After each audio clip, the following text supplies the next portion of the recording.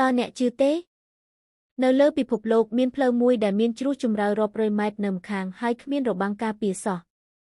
កំហុសតែមួយវិនាទីអាចនាំឲ្យរថយន្តធ្លាក់ចូលជ្រោះភ្លាម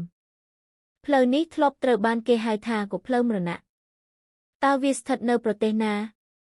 ហើយហេតុអ្វីបានជាវាគ្រោះថ្នាក់ខ្លាំងម្ល៉េះថ្ងៃនេះយើងនឹងស្វែងយល់ទាំងអស់គ្នាផ្លូវនេះមានឈ្មោះថា North Llanos Road ដែលស្ថិតនៅប្រទេស Bolivia វាមានប្រវែងប្រហែល64គីឡូម៉ែត្រទៅភ្ជាប់ទីក្រុង La Paz ទៅតំបន់ Llanes ផ្លូវនេះឆ្លងកាត់ភ្នំខ្ពស់ព្រៃក្រាស់និងជ្រោះដ៏ជ្រៅផ្លូវនេះមានតឹងត្រឹមប្រហែល3ម៉ែត្រប៉ុណ្ណោះនៅម្ខាងជាជញ្ជាំងភ្នំខណៈម្ខាងទៀតជាជ្រោះជម្រៅជាង500ម៉ែត្រកន្លែងជាច្រើនគ្មានរបាំងការពារនៅរដូវភ្លៀងផ្លូវរអិលខ្លាំងហើយអាប់ធ្វើឲ្យអ្នកបើកបរមើលផ្លូវមិនសូវឃើញកាលពីមុនផ្លូវនេះត្រូវបានចាត់ទុកថាជាផ្លូវគ្រោះថ្នាក់បំផុតមួយនៅលើពិភពលោកជារៀងរាល់ឆ្នាំមានគ្រោះថ្នាក់ចរាចរណ៍ជាច្រើនកើតឡើងដោយសារហេតុនេះមនុស្សជាច្រើនបានដាក់រហស្សនាមឲ្យវាថាក៏ផ្លូវមរណៈក្នុងឆ្នាំ2006រដ្ឋាភិបាល Bolivia បានសាងសង់ផ្លូវថ្មីដែលមានសុវត្ថិភាពជាងមុនរថយន្តភាគច្រើនបានប្តូរទៅប្រើផ្លូវថ្មី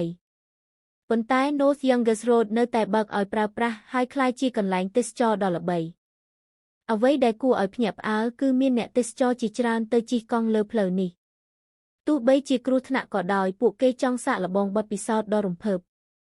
អ្នកជិះត្រូវពាក់មួកសុវត្ថិភាពនិងមានមគ្គុទ្ទេសក៍ជាមួយជានិច្ចបច្ចុប្បន្នផ្លូវនេះមានគ្រោះថ្នាក់តិចជាងមុនដោយសាររថយន្តធុនធំភាគច្រើនលែងប្រើវាទោះជាយ៉ាងណាវានៅតែត្រូវបានគេចាត់ទុកថាជាផ្លូវដ៏គួរឲ្យភ័យខ្លាចបំផុតមួយលើពិភពលោកបើអ្នកជាអ្នកបើកឡានឬអ្នកចូលចិត្តផ្សងព្រេងតើអ្នកហ៊ានបើកបរលើផ្លូវនេះទេ